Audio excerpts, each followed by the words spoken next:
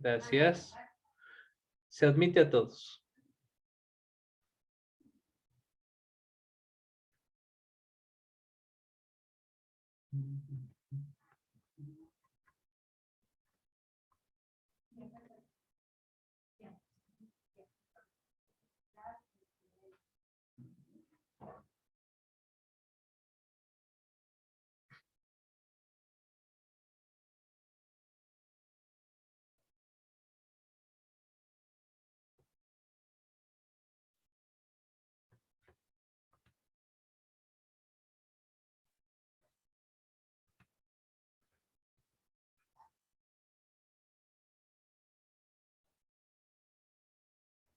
Muy buenas tardes con todos y todas. Hoy nuestro séptimo día de la jornada dentro del programa de capacitación respecto a los medios probatorios y su valoración. Gracias a todos los participantes, tanto jueces, juezas, fiscales, defensores públicos que nos han venido acompañando. Estamos ya más allá de la mitad del camino de este programa de capacitación, que finalmente culminará el 24 de febrero. Es decir, tenemos todavía 3 días más para poder seguir aprovechando este programa de capacitación. En este programa de capacitación, pues tenemos la participación y la diversidad de los roles que ocupan los diferentes usuarios del sistema de justicia, operadores de justicia y también pues de los profesionales del derecho que nos acompañan. En este sentido, pues qué gusto que se estén uniendo a este proceso académico. Les solicitamos activar sus cámaras y registrar su asistencia en el link que se irá proporcionando en la sección del chat y de la sala Zoom. Por favor, si es que no pueden ingresar directamente a través de este link, cópienlo y péguenlo en el navegador de internet para que puedan pegarlo y poder acceder al mismo. De la misma manera, pues quisiera hacer este recordatorio sobre el programa de formación, los medios probatorios y su valoración. Se encuentra dentro del cumplimiento del Plan Anual 2022 de la Escuela de la Función Judicial. Para su aprobación, pues se requiere al menos la participación en el 80% del programa como tal, que mismo que se encuentra compuesto de los 4 módulos que habíamos estado viendo, la teoría de la prueba, que prácticamente nos encontramos en desarrollo, que es un tema muy transversal, ¿no? Dentro de los siguientes, que es la prueba en el procedimiento ordinario en materia penal, la prueba en los procedimientos especiales en materia penal y finalmente la valoración probatoria en la elaboración de la sentencia. El día de hoy, pues, nos acompañará el doctor José Luis Segovia Dueñas, formador de la Escuela de la Función Judicial, que nos ha venido acompañando en estos días previos, al igual que la doctora Freire y el doctor Fernando Tinajero. Como pueden identificar, todos los participantes tienen silenciados sus micrófonos. Les solicitamos que para poder hacer uso de la palabra, sus observaciones, pues que sus preguntas sean conducentes, pertinentes a la temática y que por favor pues tenga un uso del tiempo apropiado, que sea entre 1 o 2 minutos, ya que al extenderse más pues quitamos el espacio de la charla, de la capacitación y nos dedicamos quizás a distraer el tema en un contexto que pudiera no ser pertinente. Entonces, para poder realizar las preguntas, levantar la mano para que puedan ser considerados o en su defecto, pues escribir en el chat la misma para que se pueda dar lectura a las preguntas dadas en el chat. De esta manera, pues, doctor José Luis Segovia, una vez más, muy buenas tardes, bienvenido. Reiteramos nuestro agradecimiento por este traslado de conocimiento, de experiencias que fortalecen el sistema judicial. Buenas tardes, doctor. Tiene usted la palabra. Buenas tardes con todos, Lenín, gracias a la Escuela Judicial, María Cecilia, igualmente un gusto volverles a saludar a todos y cada uno de ustedes.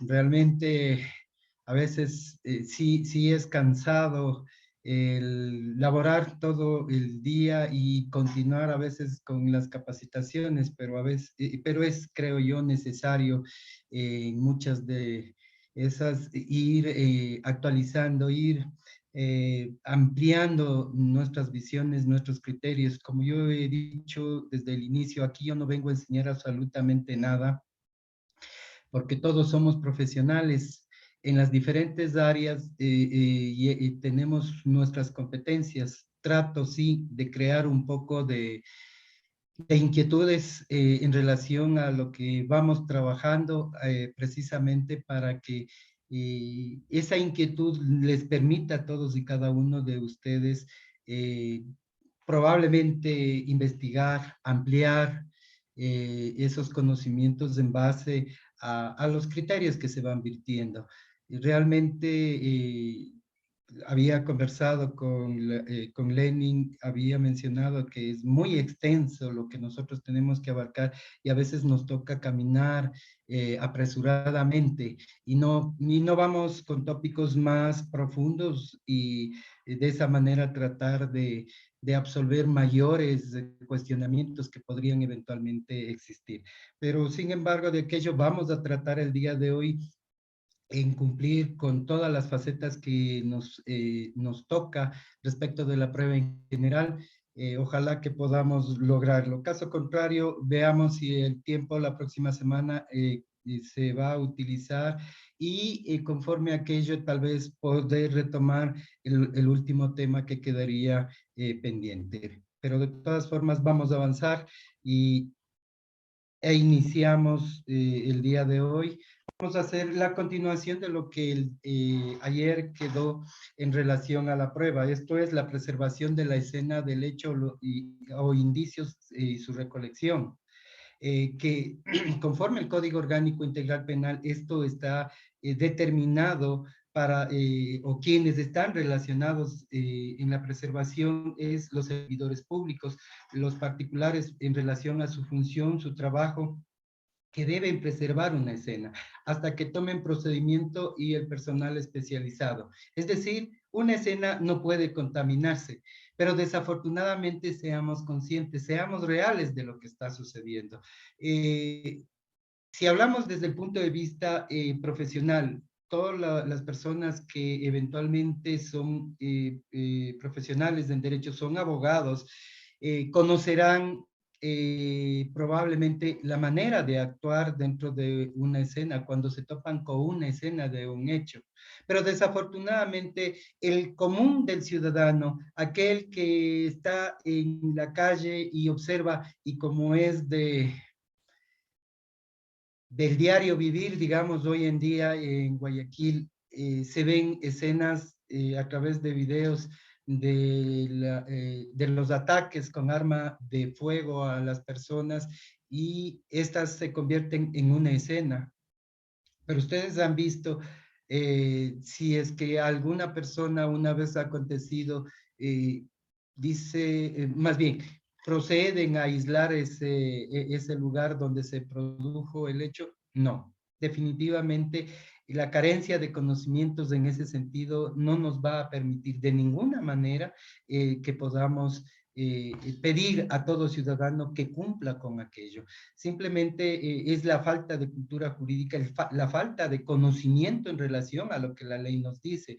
Y es por eso que incluso el personal especializado puede cometer errores.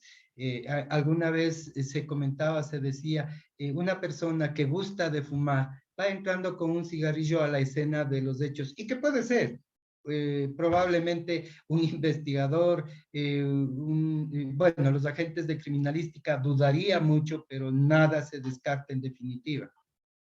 Y desde ese punto de vista, la escena realmente podría contaminarse. ¿Y por qué se va a contaminar? Porque si un agente, una persona que va a verificar el lugar de los hechos, agrega una evidencia, un indicio adicional, como ejemplo, una colilla de cigarrillo, simplemente eso va a servir en lo posterior a una investigación y van a determinar que estuvo, de que aparentemente uno de esos agentes tiene alguna relación con el hecho, porque encontraron una colilla cuando se practiquen las pericias necesarias. Entonces, la contaminación de una escena del delito es fundamental el preservarla, el mantenerla lo más intacta posible hasta el momento en que intervengan los estamentos necesarios, en este caso criminalística o quien tenga que hacerlo.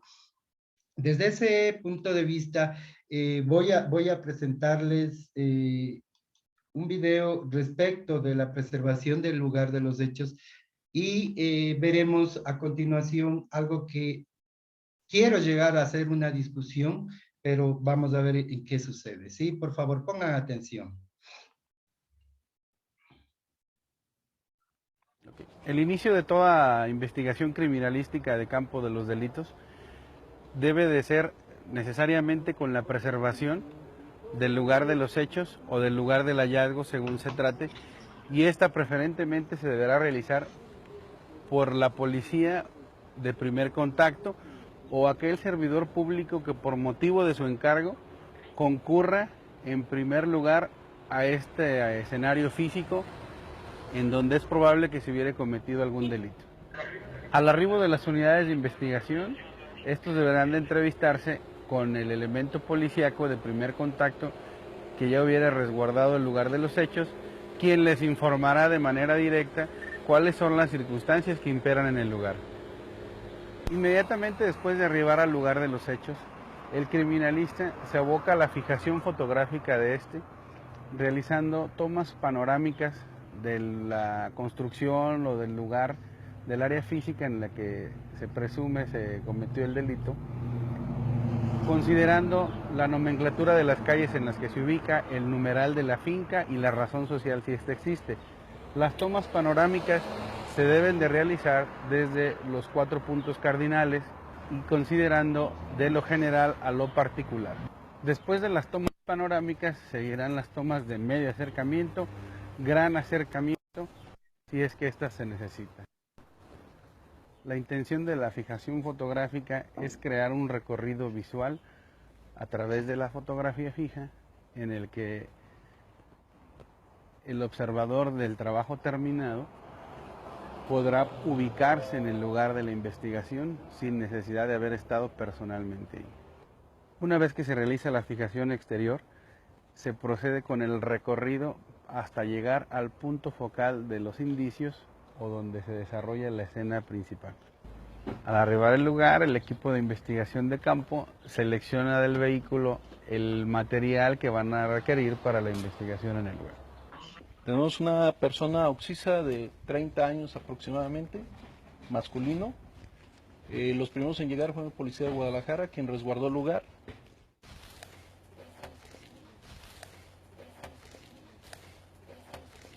No se tienen asegurados testigos y únicamente los indicios en la escena.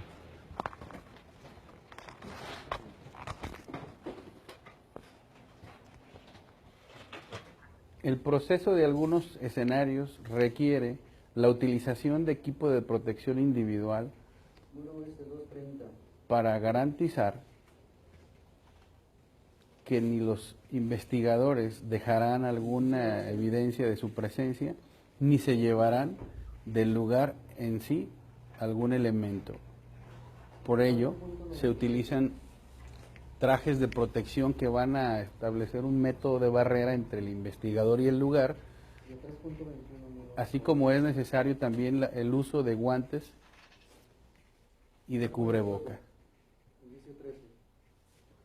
El trabajo en equipo es indispensable para una correcta investigación.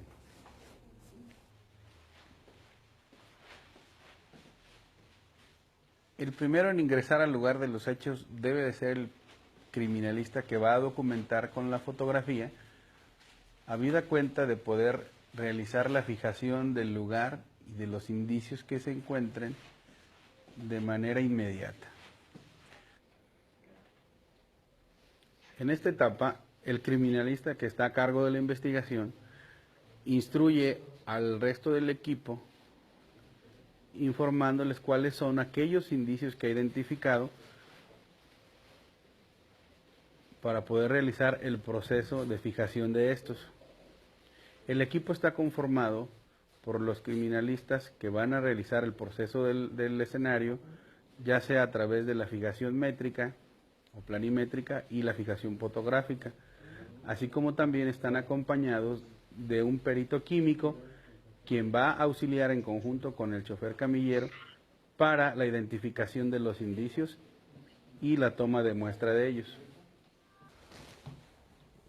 Una vez que el escenario ha sido fijado fotográficamente, los indicios y el cadáver en cuanto a su localización y posición, el criminalista procede a fijar con medidas el lugar, es decir, el espacio físico, al tiempo que se está recabando esa información para realizar la fijación escrita y posteriormente la fijación planimétrica. El cadáver, así como los indicios, deberán de ser fijados con medida, tomando como referencia puntos inamovibles en el lugar de los hechos, de igual manera referenciándolo en razón de los puntos cardinales. Lo anterior con la finalidad de que en un futuro los indicios, la posición del cadáver, así como el espacio físico, si es necesario, se pueda reproducir a través de una reconstrucción de los hechos o una dinámica de hechos. Es por ello que es indispensable que la posición y disposición de los indicios permanezca idealmente en su condición original, es decir, a como se adoptó inmediatamente después de que se llevó a cabo el evento. Resulta importante también establecer que los elementos investigadores que procesen el escenario deberán de ser solo aquellos necesariamente indispensables, es decir, se debe prescindir de toda aquella persona que no vaya a realizar un trabajo criminalístico, habida cuenta de reducir los riesgos de contaminación y las alteraciones accidentales. Este procedimiento se realiza con todos y cada uno de los indicios de manera individual, pues como ya se dijo, lo importante es tener una referencia métrica de su ubicación. Es importante mencionar que los indicios que el criminalista habrá de considerar son cualquier, o puede ser cualquier objeto, marca, huella, rastro, vestigio, señal, que se utilice o se produzca en la comisión del hecho que se investiga. Dependerá del contexto del evento y de la observación y apreciación del criminalista, quien es el que elevará a la categoría de indicio el objeto que se encuentra en el lugar. Todos los indicios son individualizados, utilizando para realizar la fijación fotográfica señaladores en pie o señaladores planos. Los señaladores planos son aquellos que estarán provistos también en algunos casos de testigo métrico, y es en el que se plasmará la leyenda de cada indicio, así como su número consecutivo, si encontramos diversos objetos de la misma condición y naturaleza. Los señaladores en pie son esos triángulos de color amarillo numerados que nos sirven para tener una perspectiva general de la localización de cada indicio. En el documento pericial terminado se hará la descripción individual de cada uno de estos, así como su referencia métrica. El proceso del lugar de los hechos debe de realizarse en las mejores condiciones de observación y libre de presión de cualquier tipo, pues es de vital importancia que los criminalistas tengan una atmósfera segura para poder realizar todos los procesos que implica una investigación criminalística in situ. Cada proceso tiene su tiempo y estos no pueden ser ni acelerados ni retrasados. Una vez que ya se ha realizado la fijación de los indicios con el uso de las técnicas fotográfica, planimétrica, métrica y descriptiva, se procede al levantamiento de los indicios. Este dependerá de la naturaleza y el tipo de indicio para establecer también cuál será el embalaje adecuado. Este procedimiento debe realizarse también con sumo cuidado para poder llevar el inventario de todos los indicios que son levantados, y de aquellos que sea posible obtener sus características in situ, se hará de esta manera. Hay indicios que, de acuerdo a su naturaleza, requieren un proceso en el laboratorio. Estos se identificarán, se embalarán de manera adecuada para procesarlo ya en la etapa de gabinete de la investigación. Es importante mencionar que el lugar de los hechos no es el espacio recomendable para el proceso de los indicios.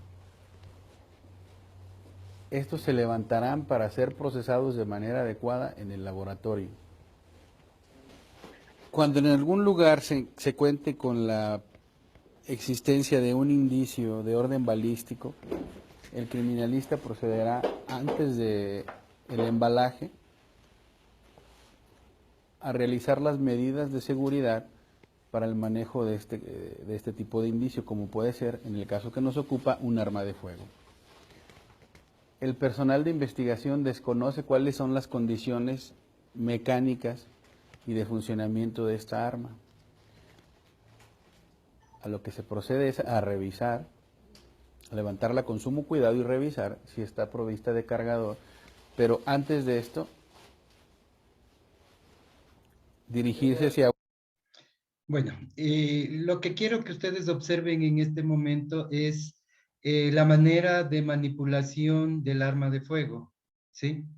Esto es esencial para determinar en lo posterior si en el arma, en la cacha, en las partes superiores del arma se pueden ubicar probablemente huellas dactilares.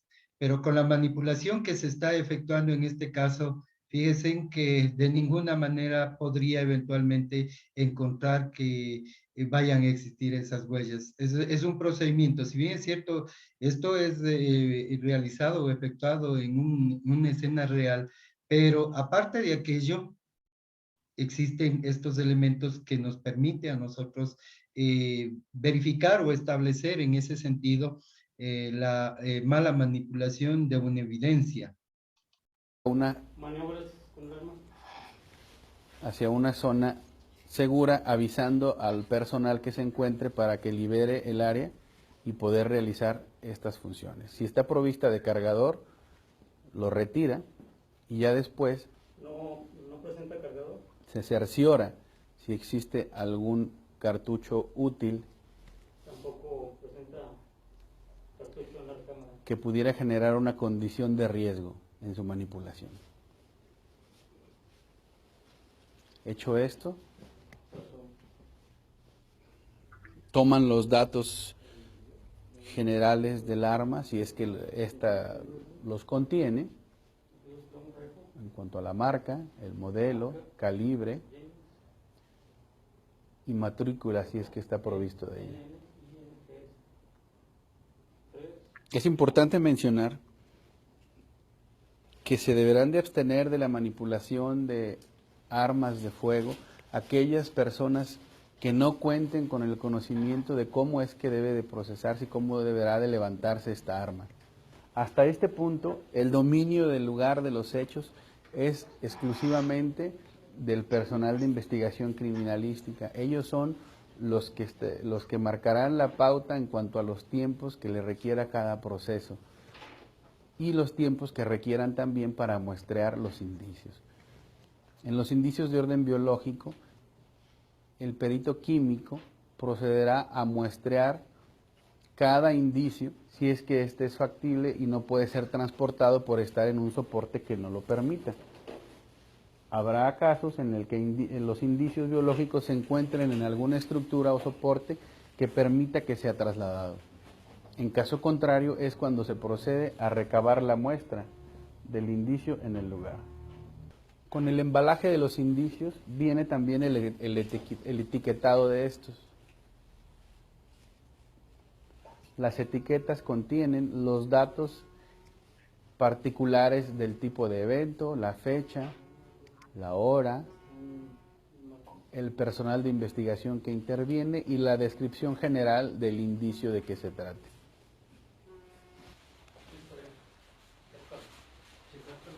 Una vez que fueron levantados todos los indicios, embalados y etiquetados, se procede a hacer la revisión de las pertenencias que pudieran estar en posesión del cadáver, con la finalidad de obtener algún dato que auxilie a su identificación preliminar. Todas las pertenencias son inventariadas, fijadas fotográficamente y entregadas al agente del Ministerio Público, el que ya dio fe de todas aquellas acciones realizadas por el personal de investigación. Tiene conocimiento de las condiciones del lugar, los indicios encontrados y el inventario que se hizo de ellos, así como de las pertenencias. Una vez que se realizó el inventario de pertenencias, se procede literalmente a realizar las maniobras para el levantamiento del cuerpo y su traslado al descanso del servicio médico forense, donde será inspeccionado de manera minuciosa con la finalidad de identificar las heridas que presente, recabar la media filiación, se realiza una toma de huellas decadactilar y se dispone el cuerpo para que el médico forense realice la necropsia. Todos los señaladores, las regletas y el material que hubiera sido utilizado por el personal de investigación criminalística será levantado del lugar y asegurado para disponer de ellos finalmente. Okay. Listo. Como ustedes acaban de evidenciar, el trabajo que debe efectuarse dentro de una de un procedimiento de fijación de un lugar de los hechos, es evidente que en ese sentido es fundamental en la medida que, como ya se dijo, estos no deben ser contaminados, no deben aparecer nuevos elementos que no eran parte de aquella escena. Lo fundamental dentro del análisis de todo esto, ¿y por qué debemos nosotros conocer estos procedimientos o para qué nos van a servir? En principio, cuando se hace un levantamiento del cadáver, ¿qué dice nuestra legislación? Primero que debe estar el fiscal, ¿sí? El fiscal debe estar presente para verificar el levantamiento del cadáver, que criminalística o quienes tengan que efectuar todas las diligencias que acaban de mirar, lo efectúen de manera técnica y en base a ello puedan realizar. Pero en la práctica no se dan esos hechos. Como les dice notar, la manipulación de las evidencias previamente resulta que se pueden borrar los elementos, las huellas dactilares que pudo haber tenido el arma en ese momento para poder determinar si el arma fue utilizada por quien aparece ahí por la presunta víctima o una tercera persona. Eso no sabemos. Ya se van eliminando, ya se van perdiendo los elementos necesarios respecto de aquello.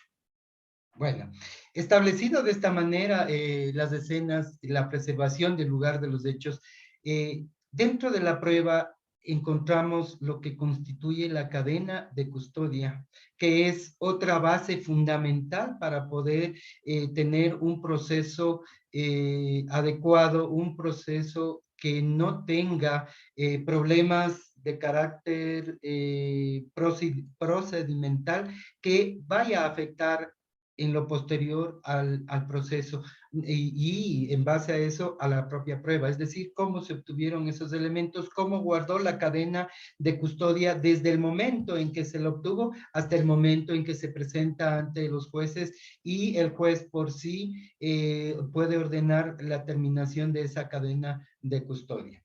Entonces, esto hace relación, como ya vimos en el video, a los elementos físicos, a los elementos materiales que puedan encontrarse, probablemente incluso contenidos de carácter digital, que pueda contener un computador, un celular, una tablet, etcétera. Entonces, todos esos elementos, al ser recogidos, deben iniciar con una cadena de custodia.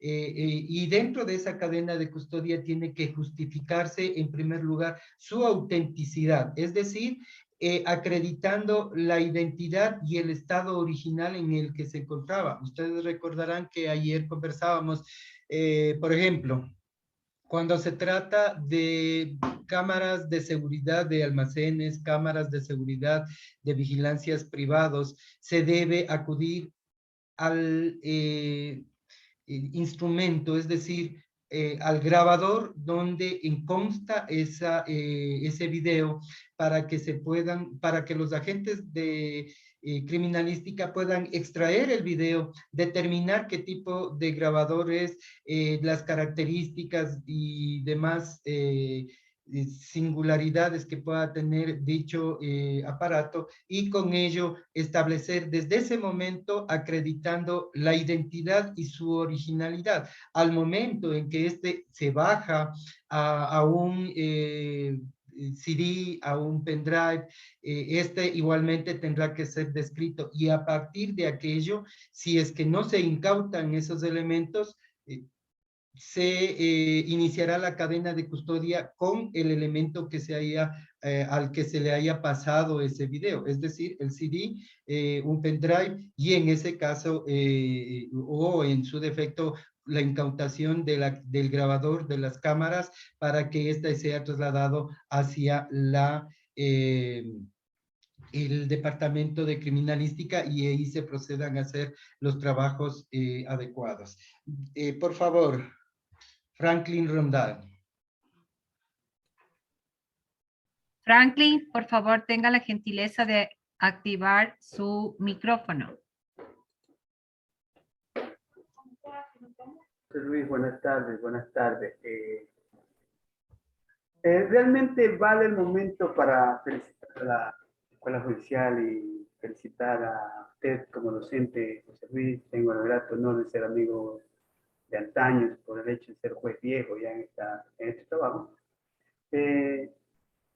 Sí es preocupante el tema en torno a lo que manifestaste, José Luis, de la fijación en cuanto al lugar de la escena, porque lo que hace falta es preparación, creo yo, por parte de Fiscalía a los miembros policiales. Aquello a mí, como juez, sí me preocupa, porque muchas veces llegan este tipo de diligencias ya como pruebas a practicarse, y realmente nosotros sabemos cómo las contaminan, cómo llegan por parte de los miembros policiales, ¿no? Solamente eso, José Luis, y felicitarte una vez más. Muchas gracias, Franklin. Un gusto saludarles a través de estos medios. Es muy bueno. Sí, efectivamente, ayer había manifestado concretamente que es necesario el poder establecer y tener más que nada conocimientos en relación a los procedimientos que se deben adoptar para efectivamente obtener evidencias y pruebas que no se hallen contaminadas. Pero sin embargo, de aquello, primero, y bueno, yo no puedo decir ni puedo justificar por qué no actúa la Fiscalía como debería o como dice la norma, y es más fácil delegar para después obtener las evidencias, pero nunca supo cómo se obtuvieron, nunca supo qué procedimientos se dieron, pudieron haberse saltado la cadena de custodia, no inició en el lugar donde se obtuvo, etcétera. Entonces, todos esos elementos es necesario el tener un cabal conocimiento precisamente para que en lo posterior se pueda decir o manifestar que la cadena de custodia se cumplió, porque si esa cadena de custodia se rompe, ¿cuál es el efecto que va a tener en lo posterior? Eso ya lo vamos a discutir, pero déjame continuar primero con los principios de esta cadena de custodia, y quiero ahí sí escucharles a todos los que están presentes o en la mayoría, podríamos decir, respecto de algo que quiero que ustedes discutamos más bien para ver cuáles son los criterios que ustedes tienen. Entonces decía que la identidad, su autenticidad es una base esencial para saber cuál es la procedencia de ese elemento y si este de alguna manera fue editado. El video de ayer fue muy explicativo, muy visual en el sentido cuando se presenta con un minuto adicional y que decía muchas otras cosas, ¿verdad? Entonces aquí pasa lo mismo. Si es que en el momento en que no se pueda acreditar su identidad y su autenticidad, es decir, que no haya sido editado, que no haya sido agregado o quitado partes de ese video, pues entonces la originalidad va a ser determinada por aquellos agentes de investigación que permiten establecer aquello. Y conjuntamente con esa autenticidad vienen las condiciones en las que se recolectó esas evidencias, el envío, el manejo, el análisis, la conservación. Es decir, en ese momento, como dice la norma, inicia la cadena de custodia al momento en que levantaron el arma, como en el video, ¿sí? Ahí ya se anotó, ya se fijó, ya se filmó, ya se fotografió y saben en qué lugar en forma exacta se encuentra el arma de fuego. Y a partir de aquello empieza todo el procedimiento, inicia todo el trabajo de investigación a obtener todos los demás indicios que de las propias evidencias pueden nacer.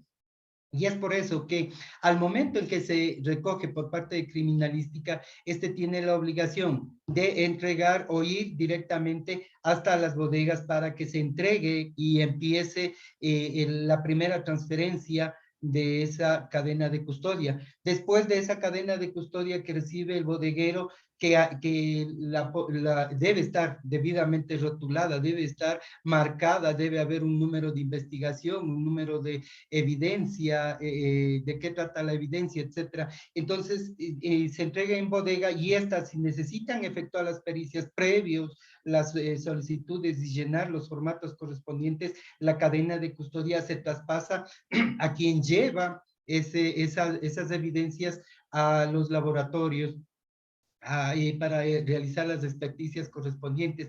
Y así sucesivamente terminan los análisis en criminalística y esta evidencia tiene que retornar nuevamente a las bodegas donde va nuevamente a entregarse la cadena de custodia, se firma quien recibe, etcétera. Todos esos elementos deben guardar una coherencia y una cronología dentro del aspecto de cadena, es decir, debe haber fechas de inicio, fechas de traspaso, quién recibe, quién entrega, a quién se entrega, etcétera, etcétera, etcétera. Desde ese punto de vista, entonces, nosotros estamos hablando también que el inicio de la cadena de custodia es el lugar de la obtención, donde se encuentra, donde se recauda el elemento de prueba y finaliza por la orden de autoridad, es decir, al momento en que se ha presentado, al momento en que ya se inmedió, se contradijo, se verificó ante los jueces y las partes procesales esas evidencias. Y ya se convirtió en una prueba y el juez dice, hasta aquí llegó la cadena de custodia. Pero ojo, se debe tomar en cuenta que hay otros elementos como los fluidos que se obtienen, que estos elementos no son guardados en una cadena de custodia, por ejemplo, en las bodegas de policía judicial, sino por el contrario, estas pasan a refrigeradores donde tienen la custodia otras personas y asimismo reciben y entregan. Y desde ese punto de vista, los fluidos al momento en que se dan para las experticias, si es que en definitiva terminaron con la evidencia, es decir, con esos fluidos se utilizaron en las experticias, no quedará nada. Pero si es que quedan residuos, por seguridad, por cualquier circunstancia, esta tiene que regresar a la cadena y al lugar de almacenamiento adecuado a efectos precisamente de que puedan permanecer en esa custodia y en una probabilidad no consentida, imaginemos, se declara la nulidad de todo lo actuado y como sabemos que las pericias no pueden, en este caso, ser, los informes que se efectuaron ya no sirven, tienen que volverse a practicar, tendrán evidentemente que volverse a practicar ese tipo de elementos, pero con las salvaguardas que se relacionan.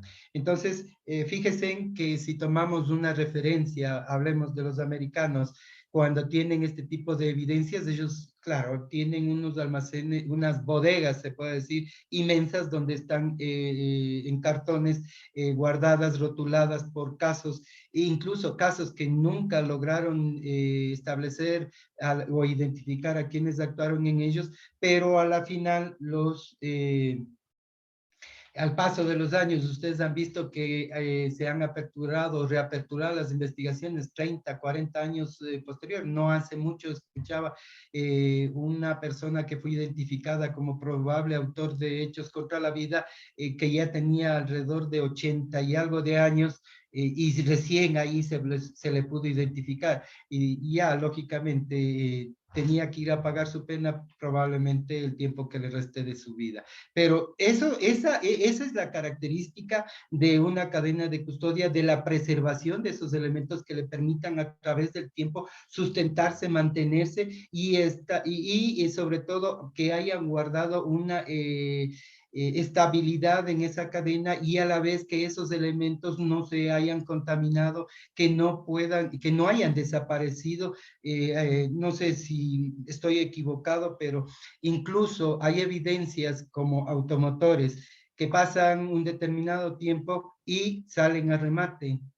Esa es desde el punto de vista estrictamente procesal, una violación al procedimiento, una violación de la tenencia de esas evidencias. Cierto es que se destruyen en el medio ambiente, pero deberíamos tener una seguridad posterior, tengan que guardar si es necesario. Si ya no son necesarios, si ya se han obtenido todas las evidencias, es probable que se entregue o se devuelva a sus dueños, o lógicamente se pase al remate que hace en relación. Pero ojo, hay que ir en cada caso analizando la procedencia o no de aquello. Entonces, desde ese punto de vista, también nosotros vemos ya en este caso, conforme el Código Orgánico Integral Penal, quiénes son las personas responsables, es decir, el personal, en primer lugar, el personal del Sistema Especializado Integral de Investigación de Medicina Legal y Ciencias Forenses. Ellos son los responsables directos de mantener, conservar, transmitir la cadena de custodia en su orden. Luego nos relaciona al personal competente, por ejemplo, en tránsito, que realizan las pericias y que deben actuar. Ejemplo, el CIAT, cuando se produce un accidente, entendería yo, y vuelvo a repetir y lo ratifico, no interesa, no debería esperarse si se trata de un accidente, de un atropello, si se trata de un accidente de daños materiales, etcétera, para que ellos puedan intervenir de manera inmediata. ¿Por qué? Porque un accidente de tránsito se entiende que se da en una vía pública, por ejemplo, en la E35, donde la circulación de vehículos es permanente, y es evidente que al tratarse de daños materiales, posición de vehículos, ¿qué es lo que hace la gente? Retirar los vehículos, ponerlos, entre comillas, a resguardo, sin saber que ya modificaron la escena del delito, del hecho más bien, modificaron la escena y no se sabe cuál era la posición inicial de los vehículos, como para poder determinar en forma efectiva cómo se produjo ese accidente de tránsito. Y esos elementos sirven para posterior argumentar cualquier cosa. La falta de acuciosidad, la falta de intervención al momento en que se producen estos accidentes de parte de los peritos técnicos, hace que después se dilaten y se argumenten horrores y barbaridades. Creo que eso pasa no solo en una jurisdicción, sino consideraría a nivel nacional, y son ya muy expertos en ese tipo de actuaciones. Entonces, dentro de ese ámbito de actividad, es necesario que al momento en que se produce, al igual que fuese una muerte, al igual que fuese un accidente de tránsito, un atropello o cualquier otra naturaleza, quienes tienen que intervenir de manera directa y especializada, lo hagan, qué sé yo, a la hora y media, cuando más. Pero no, hay reconocimientos que dicen se hizo a los 6 meses, a los 3 meses. Recuerdo de un caso en particular en el que estaban reconstruyendo una vía y habían quitado todo el asfalto, estaba solo con ¿cómo es? Se me fue. Estaba con tierra y cuando se suscitó el accidente, precisamente estuvo de esa manera. No había señalización, no había nada. Pero cuando fueron a hacer el reconocimiento al lugar de los hechos, ya estaba asfaltada, estaba delineada, había todos los elementos necesarios para determinar que se trataba de una curva, etcétera, etcétera. ¿Qué elemento o qué calidad de informe o de información nos entregaban en ese momento? Ya totalmente modificada una escena. ¿Por qué? Porque se hace a los 3, 6 meses. Eso no es actuación, eso es inducir al error, porque efectivamente ya no estamos hablando de una escena del hecho, estamos hablando de una escena que pudo haber estado en algún momento, pero cuando ya se modificó, cuando se puso el asfaltado, se pintó, se puso las señaléticas y demás, ¿qué tiene que informar el perito?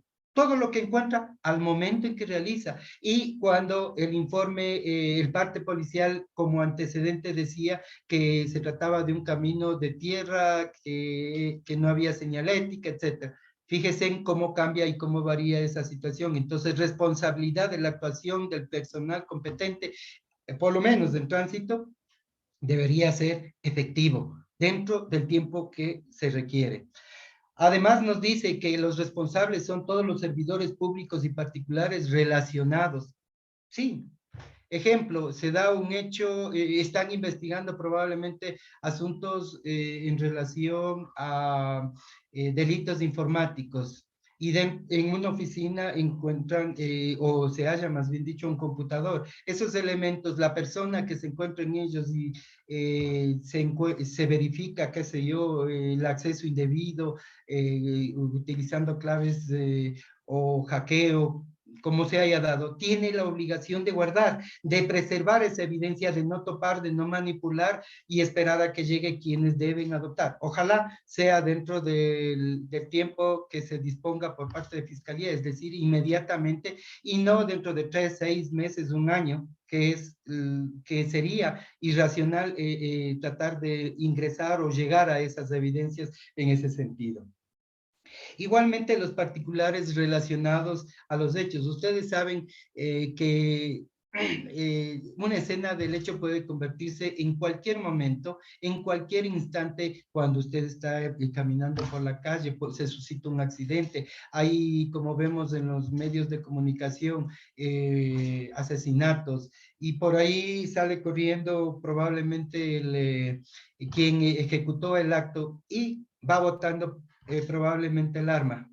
Lo más probable es de que los curiosos se acerquen y levanten esa arma sin saber que eso no deben topar. Sí, es lo que decía al inicio, son personas que no conocen de los procedimientos o personas que levantan el arma y se la llevan. ¿Sí? También son responsables, deberían ser en ese caso los corresponsables en relación a aquello. El personal de salud que tenga contacto con elementos físicos que puedan ser utilizados en la investigación. Esto fundamentalmente cuando se trataría, por ejemplo, en la verificación de asuntos de indemnidad sexual, es decir, de carácter sexual, que los médicos puedan tener un contacto directo. Probablemente hay presupuestos que deben cumplirse por parte de los médicos para poder acceder a la víctima y poder obtener las evidencias, es decir, hisopados, hacer el examen médico legal, etcétera. Y para ello se requiere el consentimiento de la madre o de un familiar, el más cercano y que pueda dar ese tipo de autorizaciones. Evidentemente en esos aspectos, cuando se trata de urgencias, cuando son delitos flagrantes, tienen que procederse con la celeridad, tratar de comunicar a los familiares para que efectivamente puedan comparecer y autorizar y ejecutar, porque mientras más tiempo, en el tiempo se dilate todas estas actuaciones, vamos perdiendo esas evidencias, vamos en definitiva transformándose, van desapareciendo y lógicamente cuando se puedan efectuar probablemente ya no exista. Si hablamos de más de 24 horas, 3 días o más, o muchas veces como se ha dado los casos, no denunciaron a tiempo, se hace al año, 2 años, 3 años o más. Es bastante complejo y muy difícil para después llegar a ese tipo de actuaciones correctas. Entendida de esta manera lo que la cadena de custodia nos determina en el Código Orgánico Integral Penal, adicional a ello hay el reglamento sobre las actuaciones, pero lo fundamental, la base sobre la que vamos a trabajar, porque si lo superponemos a lo que inicié cuando dije que la Constitución está en primer lugar y luego la ley orgánica, las leyes ordinarias y posterior a eso, en quinto o sexto lugar, el reglamento, tenemos que ir observando esa cadena. Constitución, ley orgánica y un reglamento, ¿sí? Entonces, en ese sentido, yo quiero merecerles un criterio de todos y cada uno de ustedes en este momento. Quiero pedirles que analicen la fotografía. No es muy clara, pero les voy a hacer la descripción de qué se trata precisamente para poder, en base a aquello, conversar y ver cuál es el criterio que ustedes manejan. Ustedes ven aquí a 3 agentes del orden con un can, probablemente más agentes por este lado, vehículos, pero en el piso, si ustedes ven, se encuentra aproximadamente 7 toneladas de paquetes de una sustancia controlada, ¿sí? Todo esto, todo lo que ustedes ven, es lo que en esta semana se descubrió. Logré tomar o traté de tomar una fotografía respecto de esto. No, por eso es que les explico para que sepamos de qué estamos hablando. Listo, señores. Desde ese punto de vista, quiero saber, ¿en dónde se encontró las 7 toneladas? Si al inicio de esas 7 de encontrar y ubicar las 7 toneladas, inició ya esa cadena de custodia. 2, 3. Al momento en que ustedes miran este escenario, es decir, se ha ubicado los paquetes en este sentido, ¿quién dispuso o a quién pidieron autorización para que la cadena de custodia se modifique o hay esa modificación para poder tomar esta escena, esta fotografía que se presenta? Quisiera escuchar a los compañeros, por favor.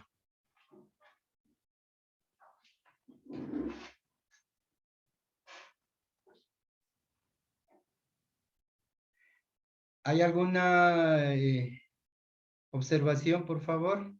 ¿Alguien no quiere intervenir? ¿O pido criterios indistintamente?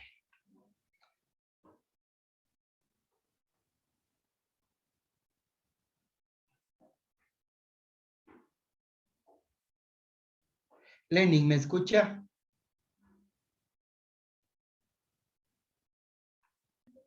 Sí, doctor, está con un problema del audio.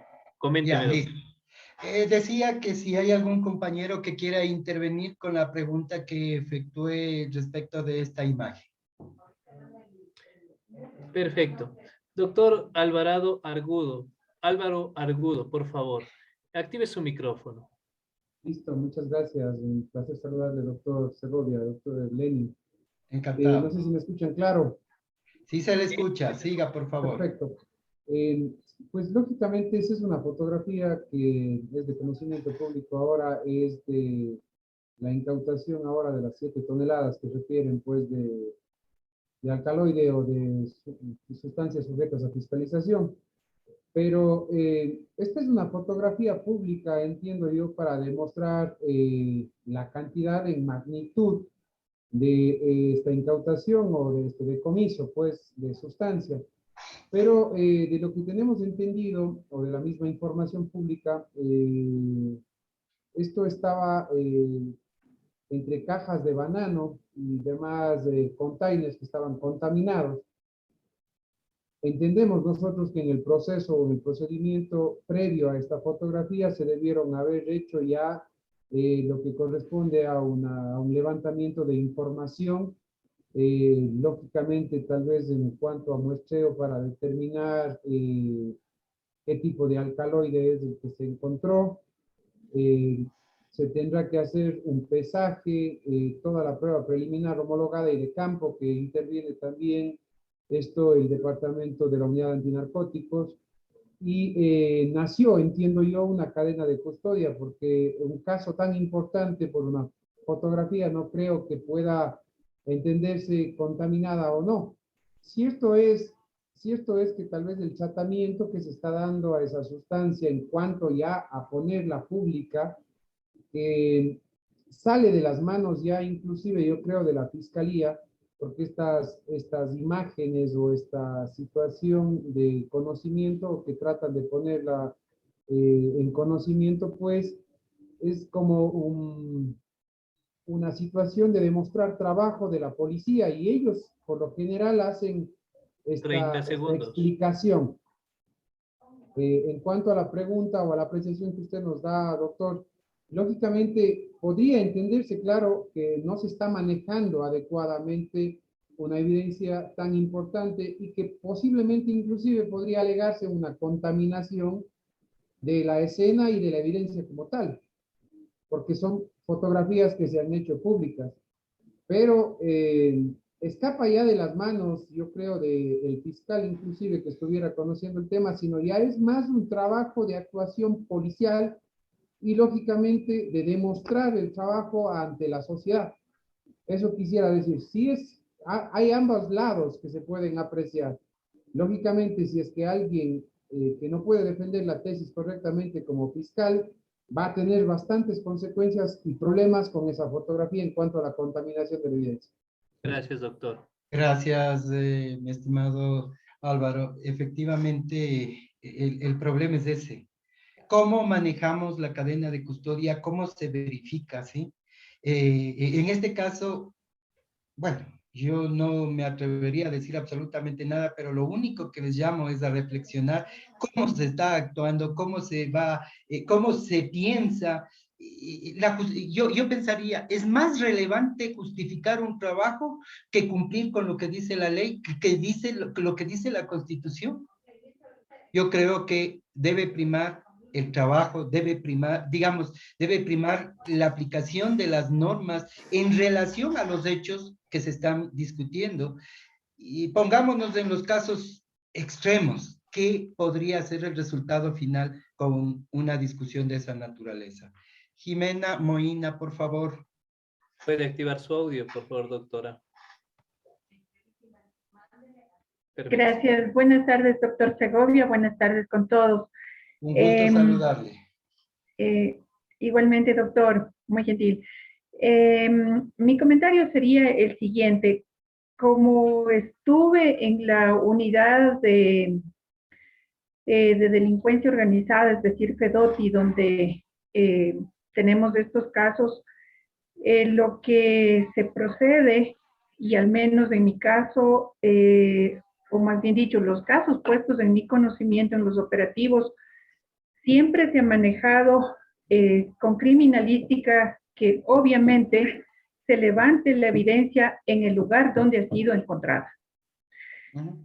Sin embargo, al final, generalmente, y eso es una mala costumbre de la policía, ellos acostumbran colocar todas las evidencias en conjunto.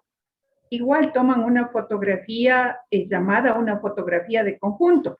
Y en efecto, como dice el doctor Álvaro Argudo, es papel del fiscal cuidar, obviamente, que se haga levantamiento de la evidencia guardando la debida cadena de custodia para evitar que obviamente se quede sin la materialidad de la infracción. Y de acuerdo a lo que vemos en la fotografía, evidentemente da una lectura de que se habría violentado la cadena de custodia. Por cuanto inclusive, como usted bien dijo, probablemente no sabemos ni siquiera dónde se levantó o dónde se encontró la droga. Es una gran cantidad de droga y pues obviamente la policía pregonando a veces de que han hecho un gran trabajo, recurren a este tipo de fotografías que afecta evidentemente a la teoría del caso, a obtener la prueba o presentar la prueba en forma de vida al momento de la audiencia de juicio.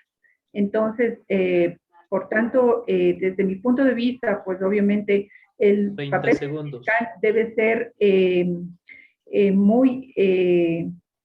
muy preponderante el momento de cumplir con un operativo.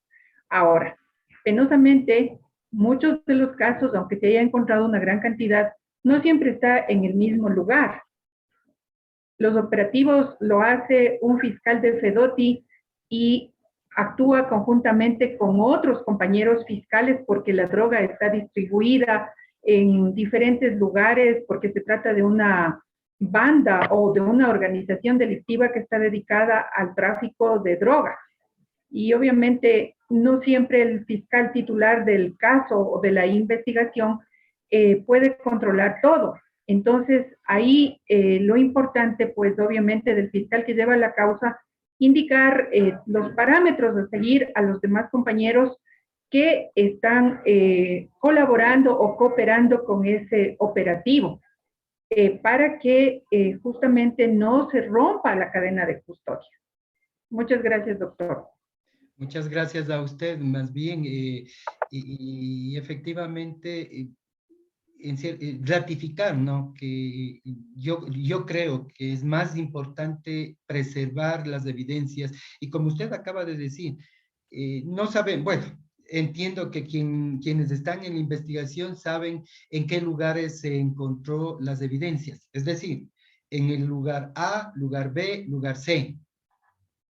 Lo que me trae a pensar y preguntar, si hay 3 lugares en los que se encontraron probablemente estas evidencias y tenemos esta fotografía, ¿me podrían decir cuál pertenece a cada uno de esos lugares? ¿Se dan cuenta no la dificultad ya? Si pensaran como estamos analizando, créanme que este caso, no sé qué resultado podría tener, no quisiera pensar en aquello, pero solamente por efectos propiamente de conversar, de analizar las actuaciones ya en los hechos reales. Fíjense en que una cadena de custodia puede haberse destruido, puede haberse contaminado, y a la final no van a aceptar una posición contraria a las que ya se establecieron, como yo dije hace rato, en los medios de comunicación, que son los primeros que juzgan, y después la sociedad, la ciudadanía en sí, ya no acepta una posición en contraria, porque no tenemos esa cultura jurídica de respetar las decisiones que se adopten en los estamentos correspondientes. Desafortunadamente esa es nuestra realidad. Qué grave, qué delicado a la vez, y les dejo esas inquietudes para sus análisis. Bueno, ya vimos respecto de de la escena, la preservación. Los dos tienen diferentes posiciones, no quisiera ingresar a aquello. Estos son planos referenciales efectuados igualmente dentro de investigaciones que se han logrado obtener, planimetrías. Igualmente, lo que ya se dijo en el video en relación a las ubicaciones del cadáver, etcétera, etcétera, que no son parte de la misma escena que vimos hace un momento en el video, son totalmente disímiles. Y siempre trato de que, a más de lo que se pueda decir, discutir, conversar, sea un poco más objetivo, se puede decir, en relación a los videos. Como ustedes ven, es preciso resaltar esas inquietudes, que nazcan esas discusiones precisamente para que nosotros podamos tener una relación más directa y más que nada, analizar que no todo lo que se hace puede estar efectivamente cumpliendo con los procedimientos, cumpliendo con las normas. Y cuando se nos cae el caso ya es demasiado tarde, porque las evidencias están ahí. Y eso es lo que las personas no toman en cuenta, ¿sí? Bueno, nosotros pasamos a ver respecto de los allanamientos. Esto es que habla sobre la intimidad. Toda persona tiene derecho a su intimidad personal, familiar. No podrá hacerse en este caso, registros, perdón. Sí. Que no se podrán realizar registros, allanamientos, incautaciones en su domicilio, residencia o lugar de trabajo, sino en virtud de orden, por una orden del juzgador competente, con arreglo a las formalidades y motivos previamente definidos, salvo los casos o excepciones previstas en este código, artículo 5. En relación a esto, conocemos sobre la privacidad, el derecho que todo ciudadano tiene a su domicilio, a la correspondencia, a las redes sociales, etcétera, etcétera, y que sin que existan órdenes judiciales, estas no pueden ser aperturadas, no pueden ser visuradas, no pueden de ninguna manera ingresar a verificar que existe en uno u otro. Podrá existir sus excepciones, pero la regla general es, señor, mi teléfono es mío, es privado. Lo que contiene es relacionado a mi persona y como tal no puede ingresar a verificar ninguna persona que yo no lo autorice, que sería la excepción. Mi domicilio igual, nadie puede ingresar sin que yo le autorice de manera directa. Y lo mismo en relación a la correspondencia, que hoy por hoy ya casi va desapareciendo, es más, hasta el correo desapareció, entonces ya nos queda como medios de comunicación, ya no a través de papeles, sino de las redes sociales, que igual cumplen una función muy relevante hoy por hoy. Entonces, los registros. Debe haber la autorización de una persona que viva en el lugar y debe ser mayor de edad para que autorice, pero la condición de aquello es que debe hacerle conocer sobre el derecho a no permitir el registro e incautación sin orden judicial. Señores, no basta en este caso de que se acuda y se golpee la puerta de un domicilio y diga, señor, queremos hacer una revisión, queremos ingresar a su domicilio. ¿Nos autoriza usted? ¿Sí o no? Pero conjuntamente con los derechos, como en el artículo 77 de la Constitución refleja, dice que toda persona tiene derecho a conocer sobre lo que se pretende, sobre lo que se le acusa y sobre todo el derecho fundamental de una persona privada. Señor, usted tiene derecho a acogerse al silencio, a acogerse al derecho del silencio. Usted no puede decir absolutamente nada, porque si usted habla y todo lo que diga puede ser usado en su contra, ¿sí? Entonces, desde ese punto de vista, lo mismo pasa en el domicilio. Decirle, señor, si usted no quiere autorizar, no hay ningún problema. Podemos obtener una orden judicial y proceder al allanamiento. No pasa absolutamente nada. ¿Por qué? Porque podemos, en ese caso, si fuera una emergencia, si tenemos a lo mejor la firme convicción, se han hecho vigilancias y que ahí existen evidencias que pueden desaparecer mientras se obtiene la orden de allanamiento, pues quedar en vigilancia.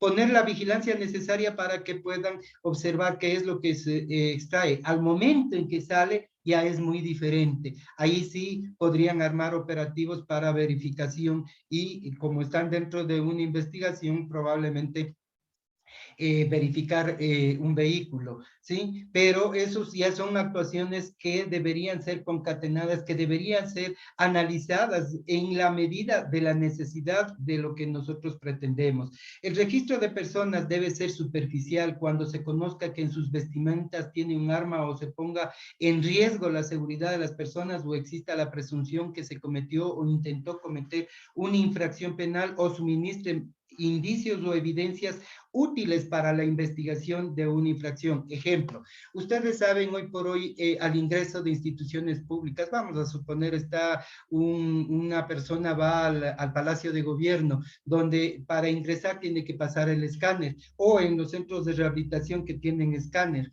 y el ciudadano está ingresando, y el rato que pasa le suena la alarma. Eso es motivo de justificación al momento para poder registrarle a esa persona, porque hay una alarma. Se dice, puede ser probablemente un cinturón, un llavero, o un corta uñas, qué sé yo, que le dio positivo para la alarma, sí, pero ya cayó en la posibilidad de que pueda ser registrada esa persona, que pueda ser cachada esa persona y verificar qué es lo que posee.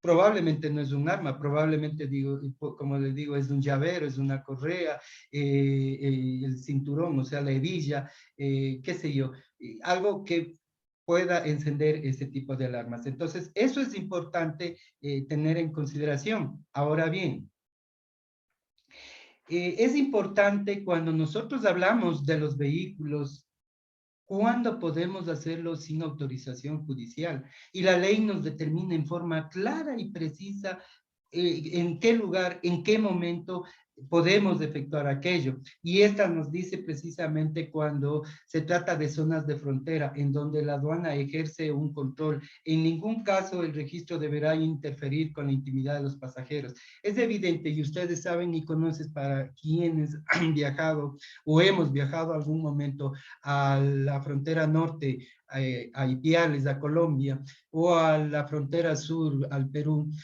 eh, todo el tiempo, tanto en el país vecino de Colombia cuanto en el país vecino, en nuestro país, en Ecuador, tenemos controles aduaneros y ahí está generalmente el personal de aduana y la policía, en donde están autorizados a verificar el ingreso de mercancías varias y ahí tienen ellos la obligación, incluso internándose ya dentro de lo que es el Estado ecuatoriano, efectivamente pueden montar operativos de verificación y control de contrabandos. Generalmente se da en toda la vía, desde el Carchi hasta llegar a la ciudad de Ibarra, en la que existía, no sé si sigue, había un control de aduana antes de llegar a la ciudad de Ibarra, y todos, absolutamente todos pasaban por esos controles de lo que yo recuerdo. Entonces, esos son los controles permitidos, esos son las verificaciones de vehículos que no necesitamos autorizaciones,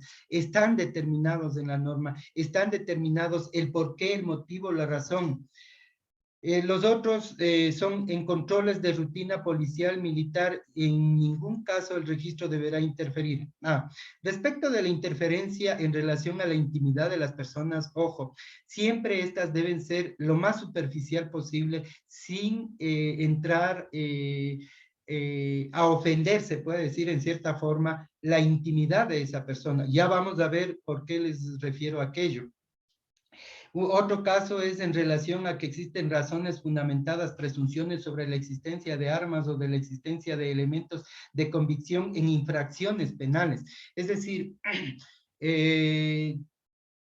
¿cómo se puede determinar que un vehículo que está transitando en una vía, normalmente tenemos fundadas indicios de que en ese vehículo o hay armas, o hay droga, o tienen una persona secuestrada, etcétera? ¿Cómo se determina? Generalmente, me explico, digo, probablemente hay una denuncia, alguien llamó anónimamente, les manifestó, les dijo que efectivamente está movilizándose en tal vehículo, de tales características, etcétera. Porque presumir, como como dicen los agentes de policía, que vimos un vehículo sospechoso, bueno, no sé, cómo el vehículo está circulando, tal vez están mirando de lado a lado, van despacio, probable, no podría determinar esos aspectos, pero resulta un poco complejo saber cuándo puede existir esas presunciones de que existan elementos como armas, qué sé yo, drogas o cualquier otra circunstancia que no está permitida el llevar, el tener propiamente en ese vehículo. Si el conductor no justifica documentada y legalmente los permisos de circulación, matriculación o de procedencia de la mercadería, eso es lógico y se enlaza con el numeral 1 en relación al tránsito de mercancías para evitar el contrabando, siempre se controla antes. Por ejemplo, no requerían cuando los semovientes, ganado vacuno, eran transportados en camiones de, qué sé yo, de Pichincha a Tungurahua, de Tungurahua a Cotopaxi, no requerían ningún tipo de movilización, de demostración de movilización de esos animales. Hoy por hoy se requieren unas guías que les dan el permiso para que puedan movilizarse. Lógicamente que eso responde más bien en relación a los frecuentes abigeatos que se dan en las diferentes provincias y bueno, es una manera de controlar si efectivamente tienen las autorizaciones, puede continuar, caso contrario van a hacer digamos, en ese momento son llevados a los retenes a una parte donde puede estar un semoviente mientras justifican lo que corresponda. Por el hecho de haberse cometido una infracción flagrante, el funcionario que ha falseado la comisión de un delito flagrante para registrar un vehículo será destituido de su cargo sin perjuicio de las acciones civiles o penales a que dé lugar.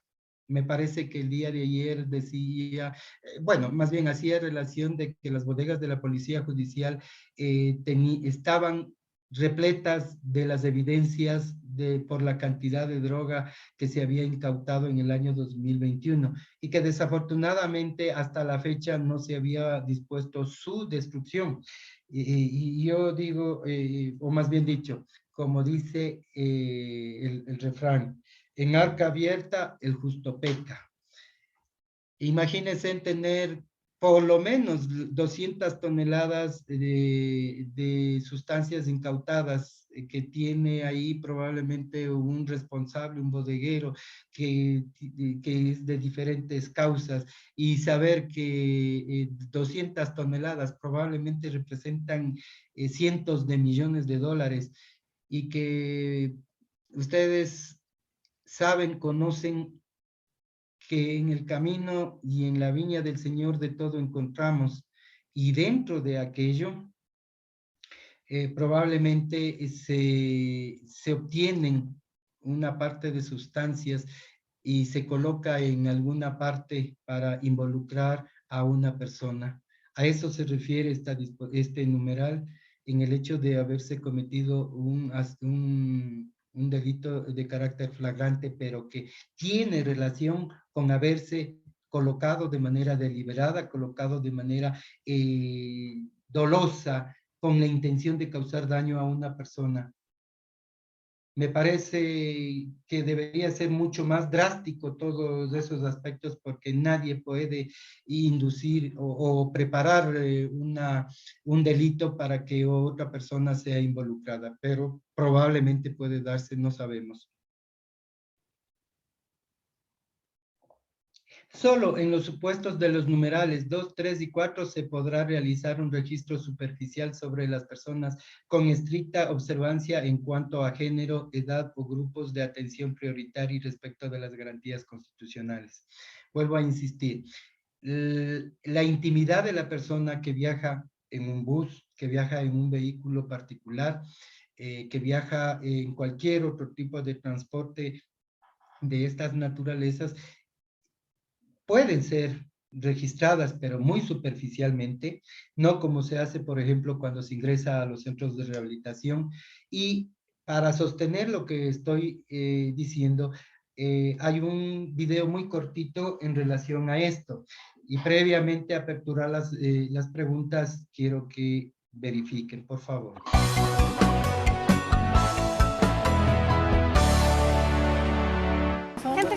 No puede pasar, señor. Se supone que yo vengo a ver a mis hijos y no vengo a ese caso. Los operativos que realiza la Policía Nacional Civil para revisar a las personas sospechosas en la calle se salen de tono por momentos. Ayer, después del enfrentamiento armado entre pandilleros y en donde murió un investigador criminal, elementos de la División Especializada en Investigación Criminal DEIC y de la Policía Nacional registraron a unas mujeres sospechosas.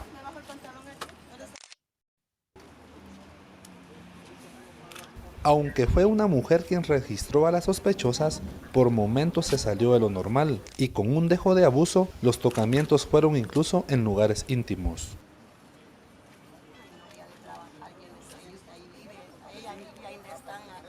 El registro fue captado por una de las cámaras de Prensa Libre Hoy y demuestra la forma en que actúan las autoridades con la población. Juzgue usted.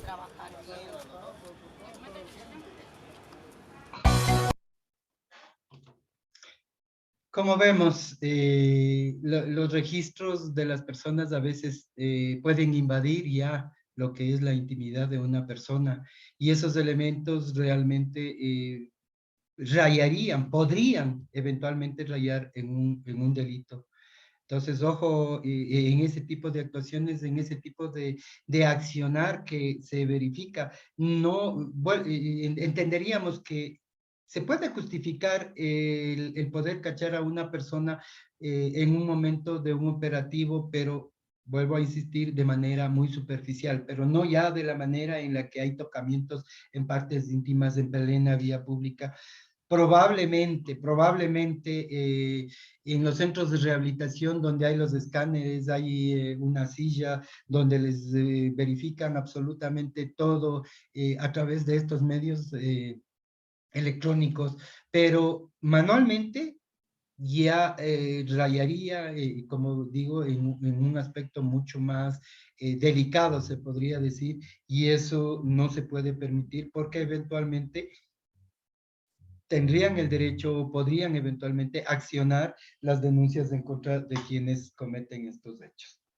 No sé si tenemos alguna persona que quiera intervenir, que quiera hacer alguna acotación. Mi estimado Lenin. Le vamos a dar paso a Jimena Moina. Jimena, tenga la gentileza de activar su micrófono. Gracias. Adelante, Jimena. Gracias. Nuevamente, doctor Segovia. Siga. Del video que acabamos de ver, evidentemente se creería que se está violentando el derecho a la intimidad, pero debo hacer mención también a que penosamente, como nos dimos cuenta, se trata de mujeres que están ingresando a las visitas a las cárceles. Y a través de interceptaciones telefónicas se ha tenido conocimiento de que en sus partes íntimas precisamente ingresan la droga. Y a veces se pasa desapercibido, ¿cómo se llama? A través de los escáneres o los instrumentos que sirven para tratar de detectar este tipo de infracciones. Entonces, de cierto modo es obviamente complicado y pues solamente en algunos casos se ha podido determinar más bien a través de interceptaciones telefónicas, como dije antes, precisamente porque si ellas igual se niegan a que les hagan un registro, no deberían hacerlo. Porque aquí está garantizado en la Constitución nuestra y obviamente si no admiten que se lo haga, simplemente no debería realizarse en nuestro país. Eso es lo que quería aportar, doctor. Muchas gracias. Sí, efectivamente, la privacidad de una persona no puede ser invadida por ninguna otra que vaya más allá de lo que en realidad debería ser un cacheo, ¿sí? No estoy hablando y no me refiero y no quiero entrar en el plano, por ejemplo, de cuando van a ingresar propiamente a un centro de rehabilitación. Las medidas de seguridad que ellos tienen son totalmente diferentes. Como ya se dijo, tienen escáneres si es que funcionan. Y cuando no funcionan, ahí sí van a un cacheo, a una verificación manual. Lógicamente que dependiendo si son mujeres, lo hará una del mismo sexo en ese sentido.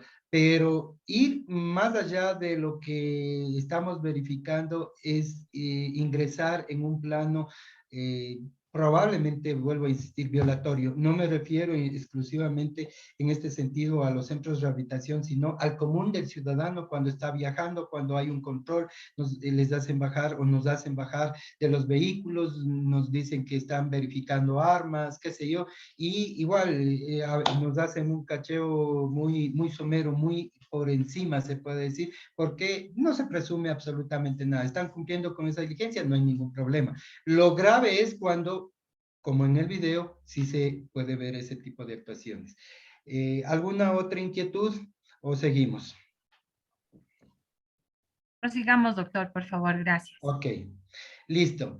Nosotros estamos hablando ahora, o pasamos más bien a los allanamientos, y aquí podemos determinar lo que nos dice nuestra legislación en cuanto ¿en qué momento nosotros podemos acceder a un allanamiento sin necesidad de una orden judicial y cuándo sí se requiere? Entonces, cuando se trata de, en este caso, en el numeral 1 y numeral 5, en estos casos se requieren la orden de carácter judicial, es decir, forzosamente para ingresar a un allanamiento debe obtenerse la autorización judicial.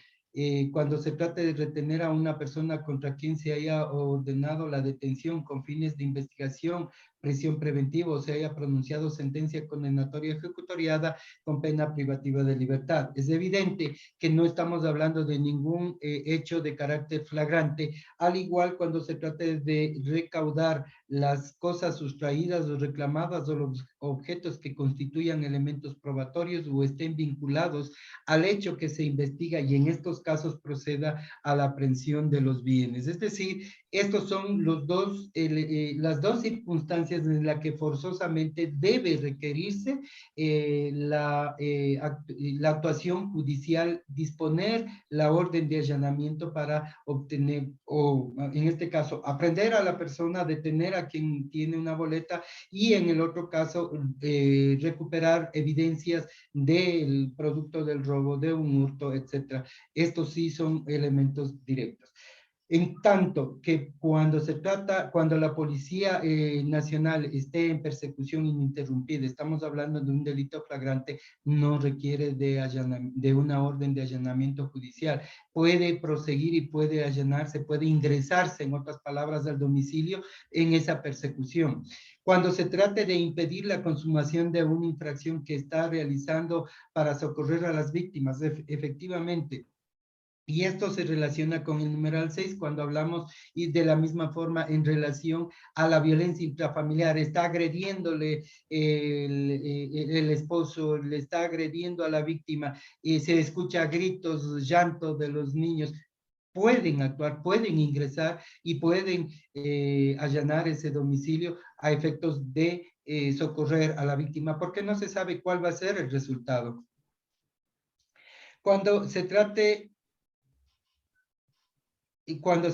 de socorrer a las víctimas en un accidente que pueda correr peligro la vida de las personas, es evidente que en donde se puede verificar que existe el probable riesgo de que corran el riesgo, disculpen la redundancia, en relación a la vida de una persona, pueden auxiliar a quien se trata de lanzar de un quinto, sexto, décimo piso, y forzosamente tienen que ingresar al domicilio, pues en la facultad para el auxilio que deben prestar en ese momento es permitido.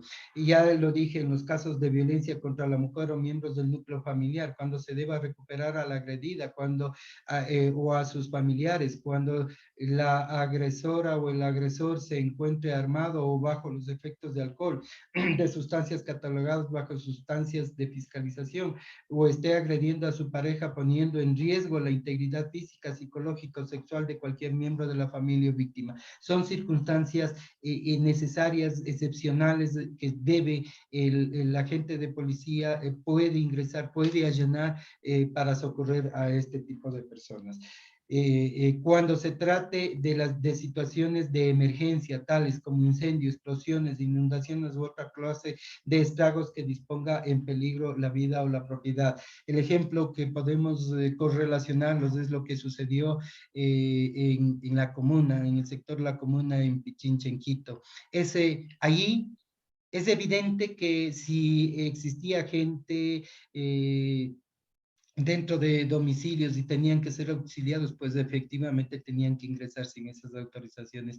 Es una manera de auxiliar, de ingresar, de darles el auxilio correspondiente. Eso es lo más relevante que podemos nosotros verificar.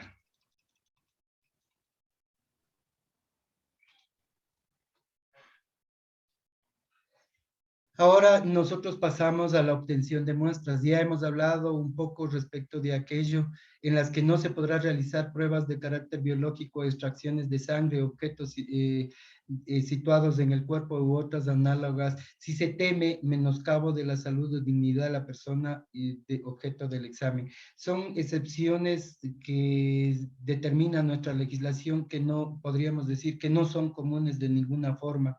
Cuando el examen deba realizarse en víctimas de infracción contra la integridad sexual en una niña, niño o adolescente, se tomarán las medidas necesarias en función de su edad, del género y de precautelar su dignidad e integridad física y psicológica. Primero, esto tiene mucha relación con lo que es revictimización y a la vez de que esos exámenes sean practicados por el mismo género, es decir, mujeres con mujeres, varones con varones, que es una manera de que la víctima no se sienta tal vez vulnerada, amenazada, cuando lo haría el sexo contrario en este caso, ¿sí? Y sobre todo, desde ese punto de vista, nosotros debemos también precautelar que la víctima no se sienta, además, revictimizada, es decir, que vuelva a repetirse los hechos que ya ha sufrido. Y desde ese punto de vista también se debe entender, y ahí vienen los problemas que ya se han mencionado hace rato, respecto de las autorizaciones que deben entregar para la obtención, para que se hagan el examen médico. Se decía, me parece el día de ayer, que una madre no quiere entregar la autorización para que le practiquen el examen a su hija porque fue abusada por el conviviente. Es grave, pero vuelvo a insistir, tenemos medios, tenemos procedimientos a través que nos da la misma legislación para que puedan obtenerse esas evidencias. Si la madre que está interesada o que es relacionada, pues tendrá que actuar el juez, tendrá que dotársele de un curador, de una persona que pueda, más que nada lo que dice la ley, que un familiar acceda. Debe haber tíos, debe haber hermanos mayores de edad que puedan dar el consentimiento adecuado. Los profesionales de la salud que realicen estos exámenes estarán obligados a conservar los elementos de prueba encontrados en condiciones de seguridad, que serán entregados inmediatamente al personal del sistema especializado de investigación, medicina legal y ciencias forenses, y deberán rendir testimonio anticipado o podrán ser receptados mediante videoconferencia de acuerdo con las reglas del presente código. Es decir, primero, todos los elementos que puedan ser recogidos por parte de los médicos, del personal médico, aunque no sea perito, debe conservarse. Y eso podría entrar en cadena de custodia y entregarse al personal especializado. Y ellos disponer la conservación en los lugares más adecuados para que no se contaminen, no se pierdan, ¿sí? Desde ese punto de vista, se privilegia, se puede decir en cierta forma, que los médicos, que estos peritos puedan incluso realizar testimonios a través de los medios telemáticos, incluido también la víctima, en la que ella puede rendir un testimonio anticipado para no revictimizar, no confrontar a la persona que le agredió sexualmente en este caso, o utilizar los medios adecuados. Cuando no teníamos salas de Hetzel, la víctima permanecía, venía a rendir el testimonio, se utilizaba los biombos que separaban a la víctima de la persona que estaba siendo acusada. Hoy por hoy tenemos los medios telemáticos a través de videoconferencias donde no le ven, donde no acceden de manera directa a verificar la víctima, reconocerle a este ciudadano, es decir, no tener una confrontación visual que a la postre le va a afectar psicológicamente. Esas son reglas importantes que nos permite a nosotros en auxilio de las propias víctimas y lógicamente en la administración de justicia.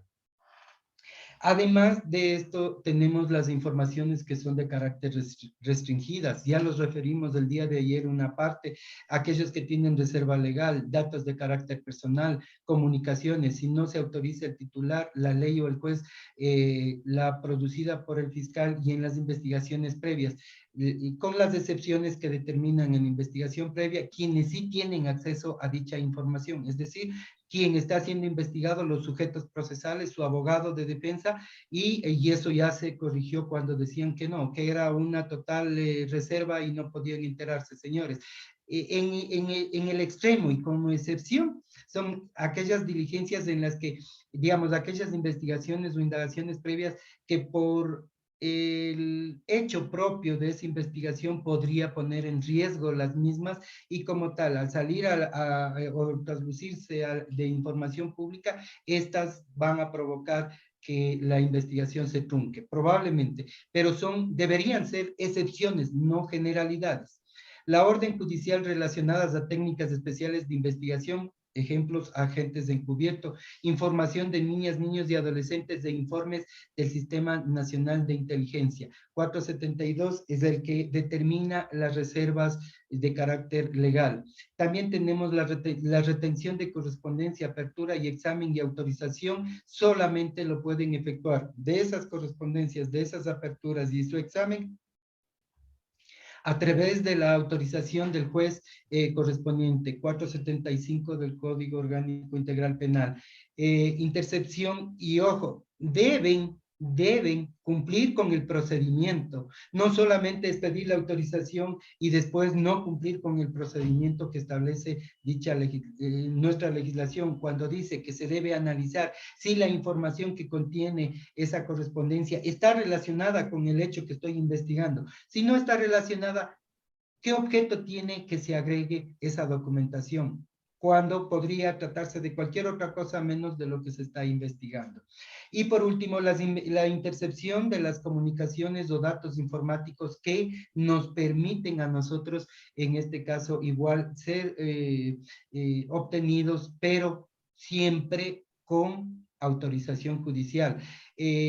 Justo antes de ayer, escuchaba una conferencia en materia civil de la Corte Nacional de Justicia en la que se hacía relación precisamente, y tomen en cuenta, el Código General de Procesos está en vigencia ya algunos años, pero sobre la obtención de las evidencias o de lo que contiene en una red social, se menciona de que en materia civil se iban ante un notario y realizaban, bajaban, más bien dicho, imprimían esos mensajes y el notario certificaba de que correspondía a tal o cual persona, ¿sí? Estos decían es una materialización. Entonces, se escuchaba en esta conferencia que recién la Corte Nacional está analizando estos aspectos de la manera como se obtiene la información. Y, claro, hace relación a la ley a la ley de electrónica. Permítanme, me parece que tengo algo que dijo ahí en forma específica, déjenme ver. En cuanto a los correos, mensajes, tenemos el artículo 7, información original. Cuando la ley requiere o obligue que la información sea presentada o conservada en forma original, este requisito quedará cumplido con un mensaje de datos y siendo requerido conforme la ley puede comprobarse que ha conservado la integridad de la información a partir del momento en que se generó por primera vez en su forma definitiva como mensaje de datos. Se considera que un mensaje de datos permanece íntegro si se mantiene completo e inalterable su contenido, salvo que algún cambio de forma propio del proceso de comunicación, archivo o presentación. Por acuerdo de las partes y cumpliendo con todas las obligaciones previstas en la ley, se podrán desmaterializar desmaterializar los documentos y que por ley deban ser instrumentados físicamente. Los documentos desmaterializados deberán contener las firmas electrónicas correspondientes debidamente certificadas ante una de las entidades de autoridad autorizadas según lo dispuesto en el 29 de la presente ley y deberán ser conservadas conforme a los establecido en el artículo siguiente. Desde ese punto de vista, se entiende el análisis de la Corte Nacional, la manera de materializar, antes era simplemente de acudir al notario, hacer certificar y eso presentar e introducir en materia civil. En cambio, que dentro de lo que o hace relación al campo del Código Orgánico Integral Penal, está claro, está determinado, le dice en la manera, el procedimiento. Obtengo la orden del juez y me va a decir, la excepción probable es cuando la presunta víctima de manera voluntaria entrega el dispositivo, el teléfono, la tablet, y pueden acceder directamente al medio y verifica el mensaje que recibió. Sí, esa es la primera parte. Pero la segunda correlacionada con eso es determinar cómo obtengo yo los IPs, cómo obtengo las direcciones, cómo obtengo a quién pertenece para correlacionar que efectivamente el medio o a través del medio o del IP que se envió esos mensajes correspondan a tal o cual persona. Es importante, es relevante en relación a aquello, entonces cumplir con el procedimiento en cuanto hace a la intervención telefónica, a que se pueda aperturar la correspondencia y todo lo que tenga que ver en relación hoy por hoy a los medios de comunicación, ¿sí? Entonces, son buenas noticias en el campo civil que hoy se pretenda ya instrumentar el procedimiento, más bien aplicar la norma como determina y no de otra manera. La ley de medios electrónicos entiendo que es la que regulan estos aspectos y nos permiten establecer de una u otra manera. Hasta ahí podemos nosotros hablar respecto de estos elementos que hemos visto. Nos faltaría sobre la prueba testimonial, pericial y documental. Si tenemos tiempo, aunque ya ha sido las 17:12. Por favor. Preguntas tenemos, doctor. Tenemos unas preguntas, doctor. ¿Le parece si damos paso a Luis Trujillo? Perfecto. No hay... Luis Trujillo, por favor, tenga la gentileza de activar su micrófono.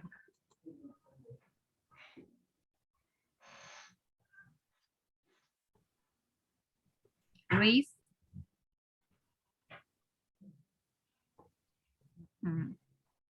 Al parecer al momento no se encuentra disponible. Al momento parece que no se encuentra disponible, doctor. Tal vez alguna otra persona que desee hacer alguna pregunta previo al cierre del evento.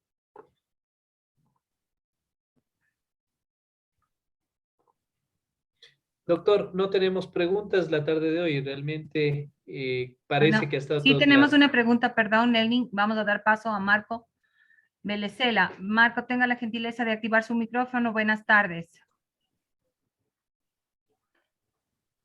Active su micrófono, Marco, por favor. Buenas. Se cerró el micrófono. Vuelva a activarlo, por favor. No. Actívelo, por favor, Marco. Listo. Buenas tardes, doctor Segovia, compañeros a nivel nacional. Un gusto, buenas tardes. Desde Macas, doctor, le estamos saludando desde la Fiscalía. Doctor, una pregunta. En el caso de los delitos que están en boga, en este caso los delitos de pornografía infantil que están circulando en las redes sociales o a veces nos mandan a nosotros ciertos grupos. Doctor, en el caso de nosotros proceder como Fiscalía a pedir la autorización para extraer la información que consta en los celulares, por ejemplo, en el caso de menores de edad. Y si sabemos o presumimos quién puede ser el autor o quién remitió esos correos electrónicos a los menores de edad, producimos, no producimos nulidad.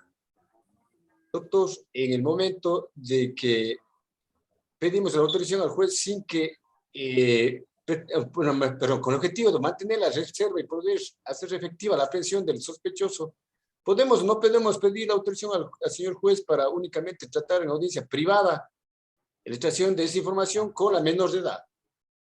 ¿Procedemos o provocamos o no la nulidad por falta de defensa?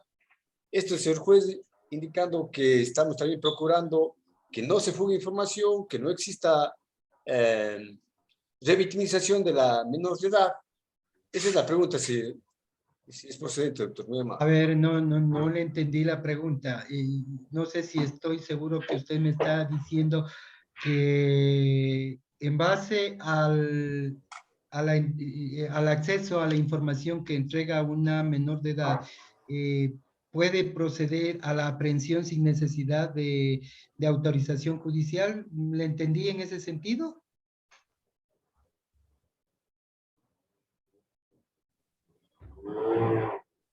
Active el micrófono, por favor.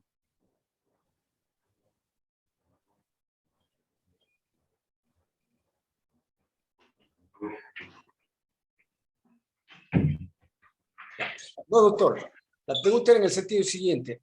Si tengo un caso de que en efecto está produciéndose un delito de pornografía infantil, circulación de delitos de pornografía a menores de edad, y yo necesito pedir autorización judicial al juez para que me autorice extraer la información que consta en el teléfono de la menor de edad, en este caso mi mujer, ¿provoco o no provoco nulidad al no haber notificado al supuesto sospechoso que está manteniendo esa conversación o cruce de información con la menor, con el objetivo de asegurar esa no repetición contemplada en el artículo 78 de la Carta Constitucional, no revictimización de la víctima?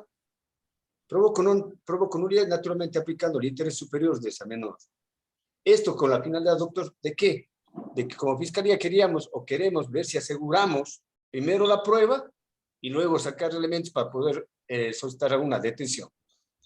A ver, desde el punto de vista de Fiscalía, está bien de que se procure obtener las evidencias, obtener la información necesaria para, en principio, saber si tengo o no los elementos del hecho que se está investigando, ¿verdad? Pero para que la investigación no se caiga, como usted dice, no se produzca probablemente una exclusión de prueba, una nulidad de esa prueba por la manera como se obtiene la información, lo correcto sería cumplir con los procedimientos. Si mal no recuerdo, y me corrigen por favor, cuando tratamos de este tipo de elementos, ¿qué dice la norma? Si vamos a obtener la información, se debe hacer el análisis de manera reservada, ¿sí? Pero ¿quiénes están, o más bien, quiénes podrían estar presentes? Porque la regla no le dice debe estar, sino es una facultad. El abogado, el investigado, la presunta víctima, y yo lo que pensaría y diría sí es que la revictimización tiene que ver de manera directa con la persona que sufrió el agravio. Si usted dice, están enviando a menores de edad y probablemente con una de ellas mantiene más bien una comunicación, se puede decir directa a través de los medios, podría eventualmente revictimizarse. Podría, no estoy diciendo se está revictimizando. Y le voy a decir por qué. A veces, a pretexto de una protección, como usted dice, de no revictimizar a una víctima, y yo realizo actuaciones que rayan en la violación de derechos ya del procesado o del investigado. Entonces, ¿cuál va a ser el problema? Que en lo posterior su investigación se le caiga porque le van a objetar el procedimiento que adoptó. Entonces, lo lógico, lo justo, lo racional, cumpliendo con el debido proceso y lo que dice la norma, es cumplir con aquello. Porque si él está siendo investigado, si se obtiene, a ver, obtengo si es necesaria la declaratoria de un juez para obtener esa información, lo obtengo. Ya eso me va a permitir que sea inamovible, que más bien se haya cumplido con el procedimiento y no adolezca esa evidencia de alguna falencia, en principio. Si después de eso tengo que confrontar o analizar para verificar si tengo los elementos necesarios de la información, de los videos, las fotografías que se hayan presentado, tengo que hacer la reunión conforme lo determina, si no me equivoco, el 477, entonces tengo que hacerlo, tengo que ejecutar. O sea, no es una potestad de que hago o no hago. Tengo que hacerlo para saber y identificar adecuadamente los elementos. ¿Qué tal? Son videos que se dicen que son pornografía, pero no pueden ser videos de pornografía, pueden ser de cualquier otra cosa, ¿sí? Entonces, esos elementos o sea, Fiscalía debe obtener la evidencia, debe tener, en otras palabras, si estuviéramos en la etapa de juicio, la prueba necesaria para sostener lo que usted está manifestando.